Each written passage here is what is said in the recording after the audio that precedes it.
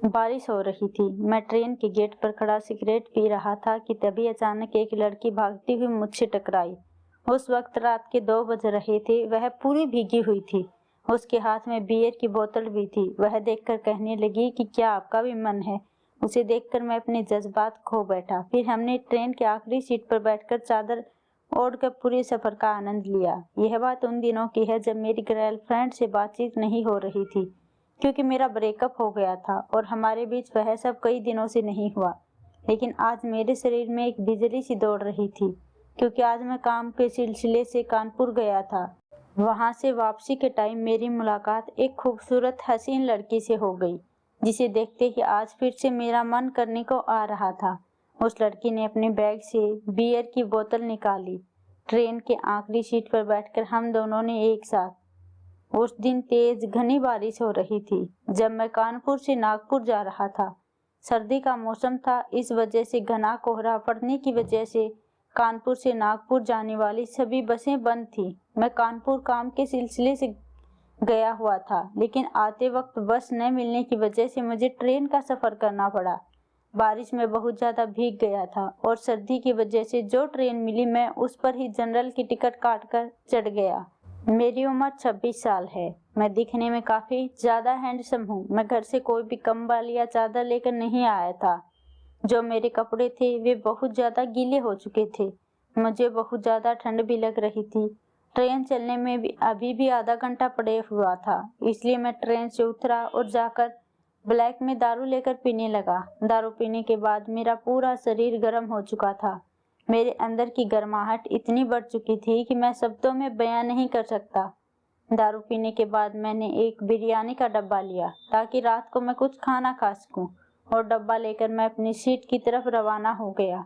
मुझे seat train के last कोने में मिली थी। ट्रेन में बहुत ज्यादा भीड़ थी और जहां मेरी सीट थी वहां कुछ बूढ़े बैठे हुए थे, जिसके पास अपनी यात्रा के अनुसार सारा सामान उपलब्ध था। सर्दी की वजह से ज्यादातर यात्री चादर ओढ़कर सोए हुए थे। मैं चुपचाप अपनी सीट की खिड़की के बगल पर जाकर बैठ गया और बैठकर अपनी गर्लफ्रेंड को याद करने लगा। मेरी गर्लफ्रेंड मुझसे बहुत ज्यादा मोहब्बत करती थी, लेकिन मैं उसको ज्यादातर वक्त नहीं दे पाता था, जिसकी वजह से हम दोनों का ब्रेकअप हो गया। लेकिन आज मुझे उसके साथ बिताए हुए वे सारे पल याद आ रहे थे, क्योंकि ऐसी ही बारिश की रात को हमारी मुलाकात हुई थी। हमारा प्यार इतना बढ़ चुका था कि हमने वह सब किया जो एक पति पत्नी करते हैं। उन दिनों की याद करते ही मेरा शरीर बिजली की तरह करंट मारने लगता।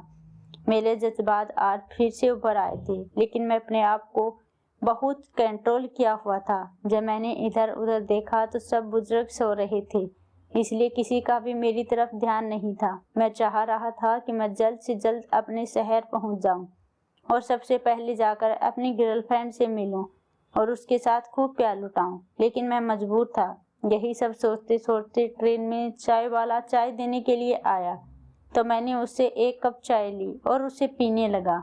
मुझे लगा कि शायद चाय पीने से मेरे शरीर की जो गर्मी है वह थोड़ी कम होगी, लेकिन नहीं, मेरे शरीर की गर्मी तो अब और ज्यादा बढ़ने लगी थी। मुझे अंदर ही अंदर बहुत शर्म आ रही थी। मैं उठकर थोड़ा चलने लगा ताकि नॉर्मल हो सकूं। ट्रेन तेज चल रही थी तो मैं गेट पर खड़ा होकर ही सिगरेट पीने लगा। सिगरेट पीते पीते मैं सोचने लगा कि मैं खुद से ही कुछ कर लेता हूँ, लेकिन यही सोचते सोचते ट्रेन स्टेशन पर रुकी। स्टेशन पर काफी अंधेरा था। सर्दी की वजह से ज्यादातर यात्री कंबल या फिर चादर ओढ़कर सोए हुए थे। यही सब मैं देख रहा था कि तभी अचानक एक लड़की भागती हुई मेरे पास आकर खड़ी हुई। उसने मुझसे मदद मांगी। उसने मुझसे कहा कि क्या आप थोड़ा सामान उठा सकते हैं। जब मैंने उस लड़की को देखा तो मैं उसकी खूबसूरती ही देखकर मर मिट गया था। वह दिखने में दूध जितनी गोरी चिट्टी थी। जब मैंने उसके बगल में देखा तो उसके साथ कोई भी नहीं था। मैं मन में सोचने लगा कि यह लड़की इतनी रात को अकेली कहाँ जा रही होगी। यही सब मैं सोच ही रहा था कि वह मुझसे कहने लगी कि क्या आप मेरी मदद करना चाहते हैं या नहीं। मैंने कहा कि हाँ, जरूर, बताएं आपकी कौन सी सीट है, मैं आपका सामान वहां तक पहुंचा देता हूँ। जब उसने अपनी टिकट दिखाई तो मैं देखकर अंदर ही अंदर खुश हो गया, क्योंकि उसकी सीट मेरी बगल वाली सीट थी। मैंने उससे कहा कि आपकी सीट तो मेरे सीट के साथ ही है, तो चलो मैं आपको अपने साथ ले जाता हूँ। यह सुनकर वह कहने लगी कि ठीक है। जब वह मेरे साथ चल रही थी तो उसका शरीर मेरे बदन के साथ पूरा लग रहा था, जिसकी वजह से मेरे अंदर की ज्वाला बढ़ती जा रही थी। एक तो वह लड़की कम से कम 20 या 21 साल की होगी। उसका फिगर काफी अच्छा था। उसने पतली सी साड़ी पहनी हुई थी, लेकिन इतनी सर्दी में भी उसने कोई स्वेटर या शॉल नहीं ओढ़ा था। जब मैं अपनी सीट पर जाकर बैठा तो मैंने उससे पूछा कि आप इतनी रात को अकेली कहाँ जा रही हैं? तो वह मुझसे कहने लगी कि मैं अपने घर से भाग कर आई हूँ। यह सुनते ही मैं चौंक गया। मैंने कहा कि क्यों, आप इतनी खूबसूरत हैं। तो उसने कहा कि खूबसूरती ही तो आज मेरी दुश्मन बन गई है। मेरे माता पिता सौतेले हैं। उन्होंने मेरी जबरदस्ती शादी एक अमीर गुंडे के साथ तय कर दी है। मैं आज अपनी शादी से भाग कर आई हूँ, क्योंकि वह लड़का मुझे बिल्कुल भी पसंद नहीं। यह बोलते ही वह धीरे धीरे रोने लगी। मैं उसको चुप कराने लगा, इसलिए मैंने जैसे ही उसे हाथ लगाया कि मुझे एक जोरदार करंट लगा। जब मैंने उसके आंसू पूछे तो वह मेरे सीने से जा लगी। शायद उसे अकेलापन महसूस होता होगा। मैंने उसे अपने पास ही बिठाया। उसकी सीट ऊपर में थी। मैंने कहा कि आप चाहें तो मेरी सीट पर ही सो जाएं। मैं आपकी सीट पर बाद में चला जाऊंगा।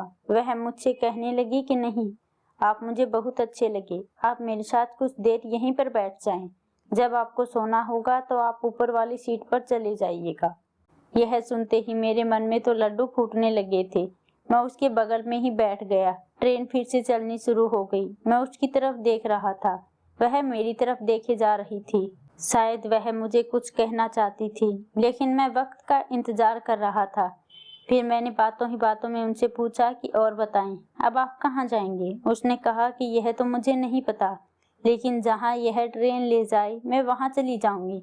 यह सुनकर मैं तो जोर जोर से हंसने लगा। मैंने उससे कहा कि आप चाहें तो फिर मेरे साथ मेरे घर चल सकते हैं। मैंने तो बस उसे मजाक में यह बात बोली थी, लेकिन जब मैं धीरे से उसकी तरफ बढ़ा तो वह भी धीरे धीरे कर शर्मा रही थी। मुझे उसकी तरफ से थोड़ा और इशारा मिल रहा था, लेकिन अभी भी मैं आगे नहीं बढ़ सकता था।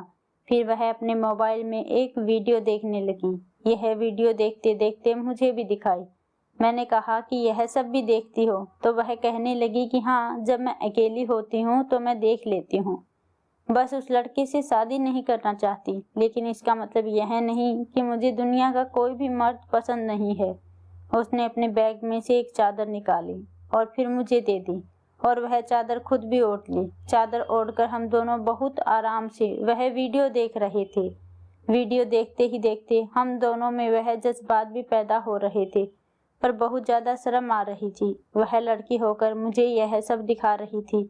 यह काम तो मुझे करना चाहिए था। जब जब ट्रेन की रफ्तार बढ़ती जाती तो वह मेरी तरफ गिरती।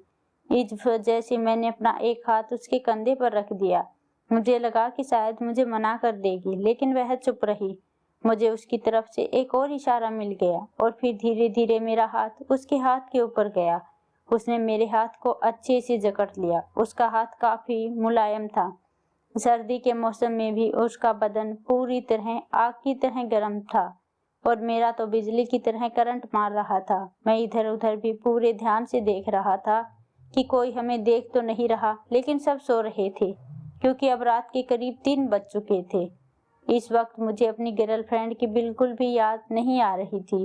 अब मैं इन्हीं पलों को अच्छे से जीना चाहता था। सर्दी के मौसम में भी अब मेरा पूरा बदन गर्म हो चुका था। मुझे बिल्कुल भी सर्दी नहीं लग रही थी। लड़की ने अपना नाम काजल बताया। मैंने काजल से पूछा कि क्या आप मेरे साथ मेरे घर चलेंगे, क्योंकि मुझे आपसे बेइंतहा मोहब्बत हो गई है। तो वह मुझसे कहने लगी कि लेकिन किसी इंसान को कैसे एक ही नज़र में इतनी मोहब्बत हो सकती है। मैंने कहा कि वह तो मैं तुम्हें नहीं समझा सकता। मैंने अपने प्यार का इजहार किया और कहा कि मुझे तुम्हारे पास रहने की जगह नहीं है, तो मैं चाहता हूँ कि तुम मेरे साथ चलो। यह सुनकर वह कहने लगी कि मैं तुम्हारे घर कितने दिन तक रहूंगी? एक न एक दिन तो तुम भी अपनी प्यास बुझाकर मुझे घर से निकाल दोगे। मैंने कहा कि नहीं, तुम चाहो तो मुझसे शादी कर सकती हो। मैं आज की आज ही तुमसे शादी भी कर लूंगा। यह सुनते ही वह मेरे सीने से जा लगी और मुझसे कहने लगी कि मैं भी तुम्हें पहली ही नजर में अपना दिल दे बैठी थी। हम दोनों की तड़प अब दोनों की तरफ बढ़ने लगी थी। फिर उसने मेरा हाथ पकड़कर मुझे ट्रेन के बाथरूम में ले गई और फिर वहाँ वह हुआ जो कोई सोच भी नहीं सकता। फिर हम दोनों अपनी अपनी जगह पर आकर बैठ गए और एक दूसरे का हाथ पकड़कर हम बेताब थे कि कब हमारा स्टेशन आए और हम लोग उतरें। जब हमारा स्टेशन आया तो मैं उसे अपने साथ अपने घर की तरफ ले गया, लेकिन घर जाने से पहले मैं एक मंदिर में उसे लेकर गया और वहाँ जाकर मैंने उससे शादी कर ली और शादी करके मैं उसे अपने साथ घर ले आया। मेरे घर में मेरी माँ और मेरी एक बहन रहती थी। जब मैंने प्रवेश किया तो वह देखकर चौंक गए। मेरी माँ तो वैसे भी खुश थी क्योंकि मैं अपनी गर्लफ्रेंड से बहुत प्यार करता था, लेकिन माँ मेरी गर्लफ्रेंड को बिल्कुल भी पसंद नहीं करती थी। इसलिए वह शादी से खुश थी क्योंकि मैंने पहले उनसे कह दिया था कि मैं उन्हें कभी भी दोबारा और किसी लड़की से शादी नहीं करूँगा। लेकिन इस तरीके से शादी से वह थोड़ा सा नाराज थी, पर बाद में ठीक हो गई और मैं भी खुश था कि मुझे इतनी खूबसूरत बीवी मिल गई।